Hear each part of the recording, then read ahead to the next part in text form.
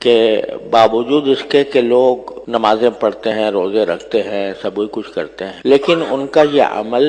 صرف اپنی ذات کی حد تک محدود رہتا ہے۔ حالانکہ اللہ تبارک و تعالی نے جہاں ہم پر یہ ذمہ داری ڈالی ہے کہ تم اپنے آپ کو اللہ تعالیٰ کی رضا کے مطابق بناؤ، سنت کے مطابق زندگی گزارو، وہاں اللہ تبارک و تعالی نے ہمیں اس بات کا بھی مکلف فرمایا ہے کہ اپنے گھر والوں کی بھی فکر کریں، اپنے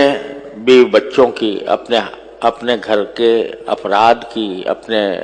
اولاد کی فکر کر کے ان کی ایسی تربیت کریں کہ جس سے دینی ماحول گھر میں پیدا ہو۔ چنانچہ ایک دوسری آیت میں اللہ تبارک و تعالی نے صاف صاف فرمایا، یا ایھا الذین آمنوا قوا انفسکم واہلیکم نارا، اے ایمان والو تم اپنے آپ کو بھی جہنم کی آگ سے بچاؤ اور اپنے گھر والوں کو بھی جہنم کی آگ سے بچاؤ۔ کیا مانا کہ صرف تمہیں اپنی ذات کو بچا لینا کافی نہیں ہے، بلکہ اپنے گھر والوں کی ذمہ داری بھی تم پر عائد ہوتی ہے۔ تم اپنی فیملی کے سربراہ ہو، اپنے خاندان کے سربراہ ہو، تو تمہارا فرض ہے کہ اپنی بیوی کو، اپنے بچوں کو، اپنی اولاد کو، بلکہ اگر ہو بہن بھائیوں کو بھی سیدھے راستے پر رکھنے کی کوشش کرو۔ اب آج کل یہ صورتحال بہت عام ہو گئی ہے کہ ایک انسان اپنی ذات میں بڑا پکا نمازی ہے، صف اول میں پہنچتا ہے اور تکبیر اولیٰ کے ساتھ نماز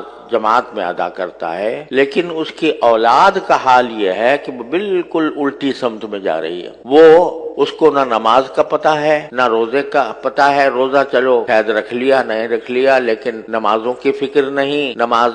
نماز کو باجماعت ادا کرنے کی فکر نہیں، اس کو دین کی بنیادی باتوں کا پتہ نہیں، اس کو قرآن کریم پڑھنا نہیں آتا، اس کو قرآن کریم کی تلاوت کی توفیق نہیں ہوتی، اور وہ دن رات دوسری طرف لگا ہوا ہے، لہو و لعب میں، کھیل کود میں، اور اس کو ایسی تعلیم گاہوں میں اس کی تربیت ہو رہی ہے جہاں دین کا کوئی نشان نہیں ہے۔ آج ایک نہیں سینکڑوں مثالیں میرے سامنے آتی ہیں کہ بڑا نیک لوگ ہیں اور اپنی ذات میں نماز بھی پڑھتے ہیں، روزہ بھی رکھتے ہیں، حج بھی کرتے ہیں اور تبلیغ میں بھی وقت لگاتے ہیں، لیکن اولاد کی طرف دیکھو تو وہ دوسری طرف جا رہی ہے اور اس کو دین کا کوئی ہوش نہیں ہے، کوئی پتہ نہیں ہے۔ وجہ کیا ہے کہ جو ایک انسان کے ذمے اپنے اولاد کی تعلیم و تربیت کی جو ذمہ داری ہے اس کا احساس نہیں۔ وہ سوچتے ہیں کہ بھئی ہم نے تو اپنا کر لیا، یہ نئی نسل ہے، نئے بچے ہیں، نیا ماحول ہے، یہ دنیا کے معاملات کے اندر یہ جانے اور ان کا کام جانے،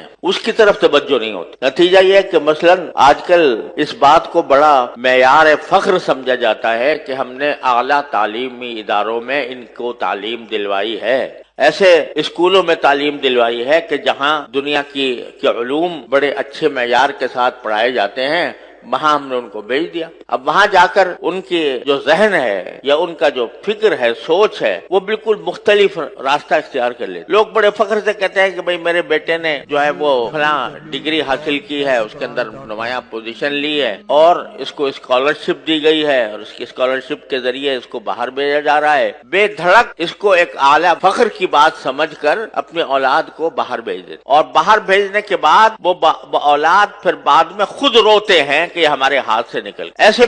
مثالیں بے شمار ہمارے سامنے آتی ہیں۔ اچھے خاصے نیک لوگ، اور بس اس لیے اس فکر میں کہ ان کو بہت اعلیٰ ڈگری مل جائے گی تو ان کو بڑی اعلیٰ ملازمتیں ملیں گی، بڑا ان کا اعلیٰ روزگار ہو جائے گا، اس کی فکر میں انہوں نے ان کو باہر بھیج، اور باہر حیرانی ہوتی ہے کہ تہجد گزار لوگ صرف لڑکوں کو نہیں، اپنی بیٹیوں کو تنہا بھیج دیتے ہیں دوسرے علاقے میں، دوسرے ممالک کے اندر، اور وہاں جا کر وہ بیٹی الگ رہتی ہے، تنہا رہ جائے، تنہا تعلیم حاصل کر، اور بعد میں پھر جب کہا جائے کہ بھئی یہ بیٹی کہاں گئی تو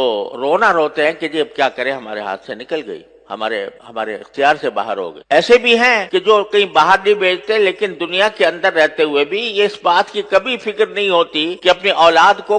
کی تربیت کا کوئی اہتمام کریں۔ ایسے اسکولوں میں پڑھ رہی ہے اولاد جہاں دین کا نام و نشان نہیں، ایک مشکل سے ایک اسلامیات کا گھنٹہ ہوتا ہے، وہ بھی اسلامیات کے گھنٹے میں کوئی نہ ان کو یہ پتا چلتا ہے کہ وضو کب کرنا چاہیے، کیسے کرنا چاہیے، نہ ان کو یہ پتا چلتا ہے کہ نماز کے کیا طریقے ہوتے ہیں، نہ ان کو قرآن کریم پڑھنا آتا ہے، نہ ان کو دین کے بنیادی احکام کا علم ہوتا ہے۔ اس کی وجہ سے اولاد جو ہے وہ دین سے بالکل غافل ہو کے رہ جاتی۔ اور آج کل تو سوشل میڈیا کا زمانہ ہے، تو ہر ایک کے ہاتھ میں بچے کے ہاتھ میں ٹیلی فون ہے، اور ٹیلی فون کے اندر جو کچھ خرافات اس کے اندر ہوتی ہے وہ خرافات سے میں ملوث ہوتا ہے، اور وہ ان خرافات کا مقتضا ہی یہ ہے کہ انسان آخرت کو بھول جائے اور دنیا کی فکر کرے، اس میں لگے ہوئے ہیں۔ تو میرے بھائیوں اور عزیزوں، یہ ہم کیا اس پر مطمئن ہو کے بیٹھ گئے کہ بھئی ہم تو نمازی ہیں، الحمدللہ ہم نمازوں کے اندر آتے ہیں، جماعت میں شامل ہوتے ہیں، جمعہ پڑھتے ہیں، اور ہم نمازوں کے ہمیں توفیق ہو جاتی ہے،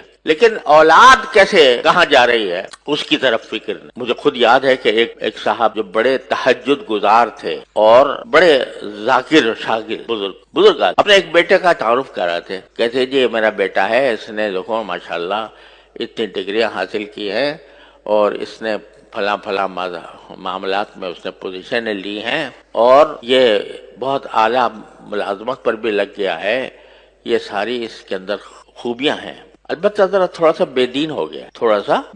کیا مانا کہ یہ ساری باتیں تو بہت اعلیٰ درجے کی ہیں، لیکن ایک چھوٹی سی خرابی ہے کہ بے دین ہو گیا۔ الیاذ باللہ العلی، گویا بے دین ہونا یہ کوئی ایسی معمولی سی بات ہے جیسے کوئی آدمی یہ کہے کہ بھئی اس کے اندر ساری خوبیاں ہیں، لیکن چھوٹی سی ایک بات ہے مکروہ درجے کی، معمولی سی، وہ یہ کہ بے دین ہو گیا۔ خدا کے بندے، اس کی مثال ایسی ہے جیسے ایک مشہور ہے کہ حکیم صاحب علاج کیا کرتے تھے کسی کا، تو وہ علاج میں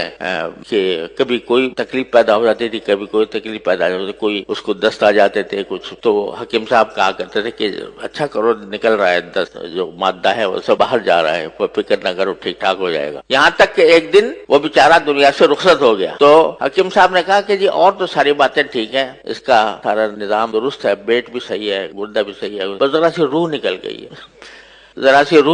ہے۔ تو یہ اسی طرح کہہ رہے ہیں کہ بھئی بہت اعلیٰ اس نے مقامات حاصل کر لیے ہیں، ڈگریاں اس کو مل گئی ہیں، اعلیٰ ملازمتیں اس نے حاصل کر لی ہیں، بس ذرا سا بے دین ہو گیا، الیاذ باللہ العلی۔ یہاں تک نوبت پہنچ گئی کہ اس کی طرف فکر ہی